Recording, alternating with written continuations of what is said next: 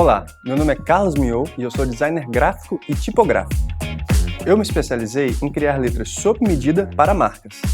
Já colaborei com empresas como Stone, Canal Brasil e Granado, sempre na busca por suas vozes tipográficas. A tipografia sempre foi um recurso fundamental da comunicação de marca, mas, atualmente, as empresas entenderam que fontes genéricas não se destacam entre a concorrência.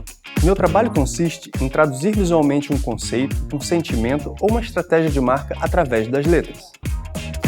Poderíamos dizer que a tipografia é a célula-tronco da comunicação de marca. Ela está em todo lugar e pode ser séria, descontraída, elegante, informal e por aí vai. De letreiros de loja a capas de disco, me fascina o poder que a tipografia tem de nos transportar para uma memória, um sentimento ou até uma emoção. E é esse tipo de percepção que o branding mais valoriza. Neste curso da Doméstica, você vai aprender a desenvolver um projeto de branding tipográfico para uma marca.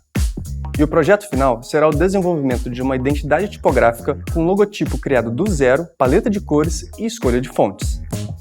Começarei explicando como unir branding e tipografia e o que são marcas com alma, e como seus propósitos inspiram o público.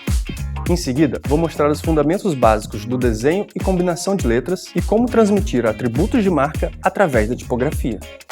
Depois, vamos ver uma estratégia de marca real e como desenvolver uma identidade tipográfica.